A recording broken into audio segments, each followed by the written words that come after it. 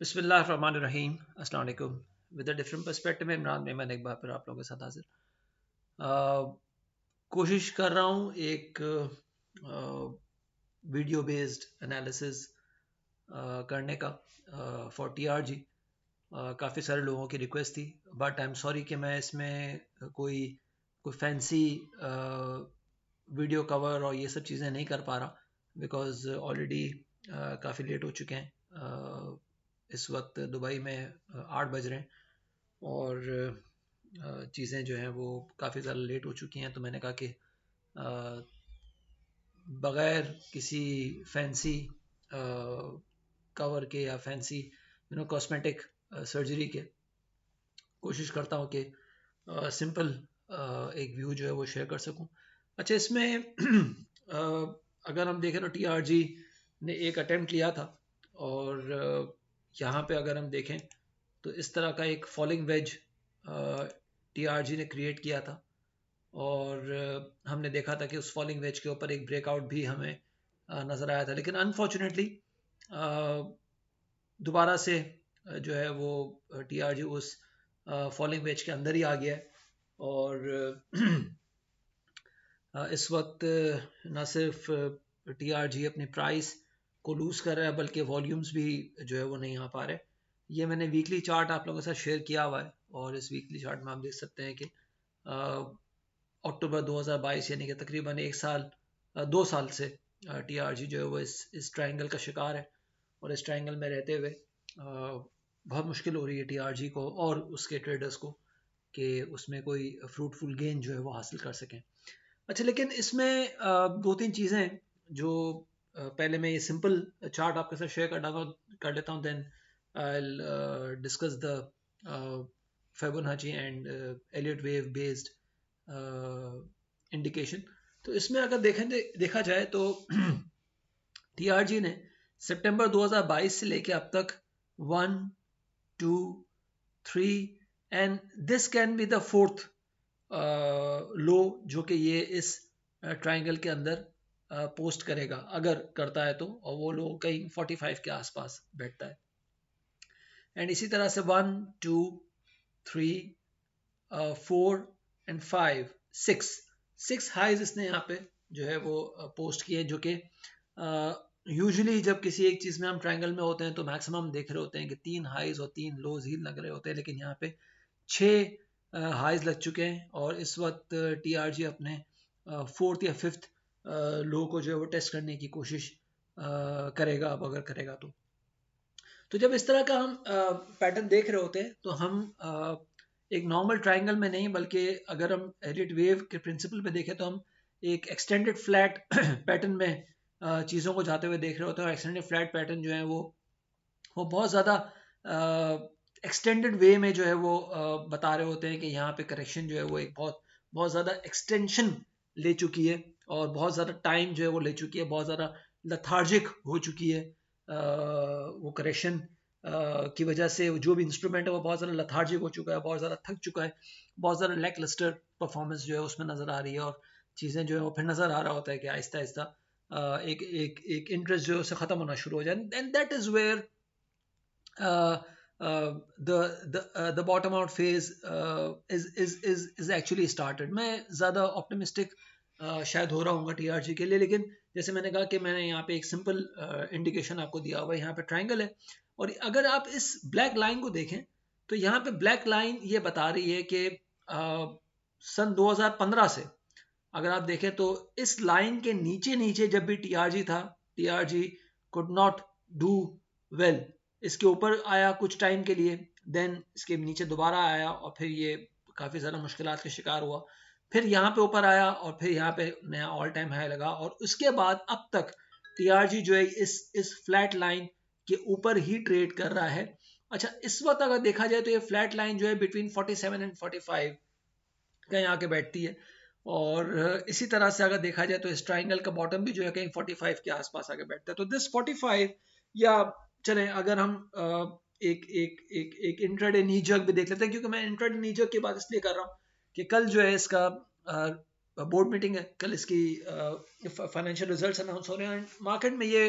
एक बात है कि तकरीबन कोई 50 रुपए से ऊपर का ये एनुअल लॉस शायद पोस्ट करेगा, तो उसकी वजह से हो सकता है कि एक नी जर्क एक रिएक्शन नजर आए, जो कि नॉर्मली नजर आता है जब किसी चीज का रिजल्ट बुरा आता है। तो लेकिन अगेन मैं ये कह रहा हूँ कि यहाँ पे मुझे नहीं लग रहा है कि ये 43 या 45 का लेवल जो है वो इतनी इजीली ब्रेक करेगा। वहां पे इसको बहुत अच्छी मल्टीपल अगर देखें तो सपोर्ट्स नजर आ रही हैं। प्लस अगर देखें तो जिस वक्त से इसने यहाँ पे ये मूव लेना शुरू की है, प्राइस ने हमेशा नया लो बनाया है अगर हम वीकली चार्ट्स की बात करें। लेकिन यहाँ पे आके अगर हम देखें तो आरएसआई नया लो नहीं बना रहा। इनफैक्ट अगर हम यहाँ पे देखें तो सितंबर के फर्स्ट वीक में इसने आरएसआई में अगर हम वीकली बेसिस पे देखें तो 30 का लो था, फिर उसके बाद अगर देखें तो 32 का लो था, फिर अगर देखें तो 41 का, यानी कि यहाँ पे जब और इस वक्त जो ये अपनी प्राइस बिल्कुल अपने लोएस्ट लेवल पे ट्रेड कर रही है, lowest level in the sense के पिछले 4 साल के लो पे अगर हम देखें तो प्राइस ट्रेड कर रही है, लेकिन RSI on the weekly terms is still above 31 या अगर हम कह सकते हैं 32 के रेंज में जो है वो चल रहा है। तो इसका मतलब कि आरएसआई अपना नया लो जो है वो पोस्ट नहीं कर रहा, विच इज अ साइन कि यहाँ पे एक positive divergence on the RSI create हो रहा है। थोड़ा सा इसको एडवांस लेवल पे लेके चलते हैं और यहाँ पे अगर देखते हैं तो इस वक्त जो इसका फेबोनाची बेस्ड या जो एलियट वेव बेस्ड पैटर्न है वो क्या बता रहा है। अच्छा, इसने यहाँ पे 186 का हाई पोस्ट किया था। 186 का हाई पोस्ट करने के बाद यहाँ पे इसने एक लो पोस्ट किया 14 मार्च या मार्च 2022 के लेवल पे, और यहाँ पे ये जो लो था वो 6611 का था। अच्छा, अगर यहाँ से लेकर यहाँ पे एक अगर फेबोनाची ड्रॉ करें तो ये फिबोनाची आके बताता है कि कहीं 78.6% जो कि करेक्टिव वेव बी का आखिरी पड़ाव होता है, नॉर्मली आखिरी पड़ाव होता है, क्योंकि उसके बाद फिर मैक्सिमम लेवल पे अगर हम देखें तो 90% तक जो है वो बी वेव जो है बाउंस करती है। तो यहाँ पे 78.6% पे आके इसने 78.6% वैसे बनता था 163 पे या 160 के आसपास, इसने इस करेक्शन या करेक्टिव वेव बी के अंदर 152.80 का हाई पोस्ट किया था और इन सितंबर 2022 या अक्टूबर 2022 के बीच में। तो यहाँ पे नजर आ रहा है कि इसका यहाँ से ए वेव बना और यहाँ बी वेव बना जो कि 78.6 के आसपास आके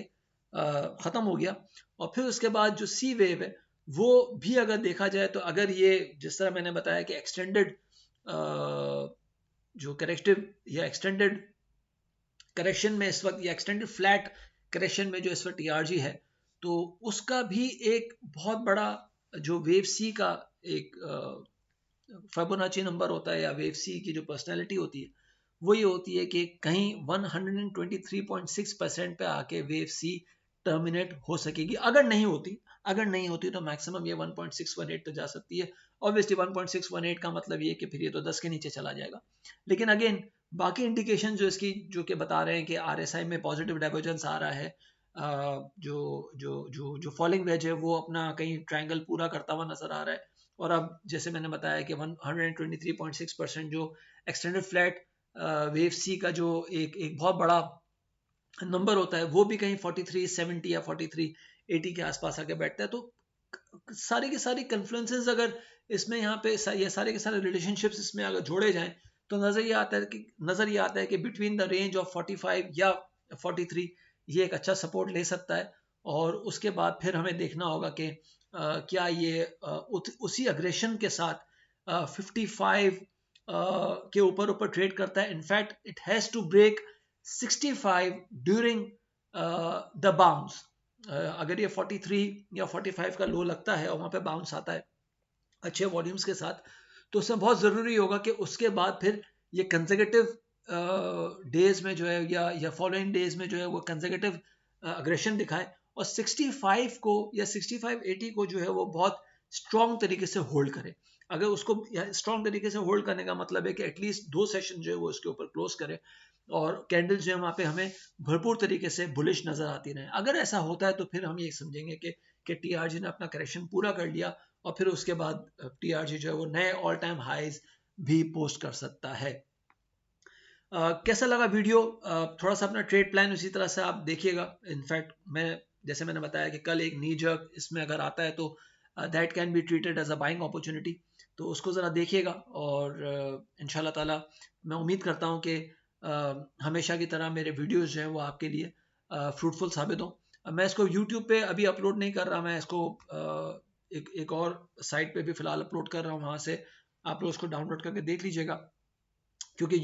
यूट्यूब पे जब मैं करने के लिए जाऊँगा तो उसमें उसके उसके कवर पेजेस तो सब बनाने पड़ते हैं। तो I do not want to go into all those fancy things right now. जो काम की बात है वो पहले कन्वे हो जाए, बाद में हम फैंसी चीज़ें करते रहेंगे। अपना ख्याल रखिएगा, अपनी राय से प्लीज़ ज़रूर आगाह कीजिएगा। Thank you. अल्लाह हाफ़िज़।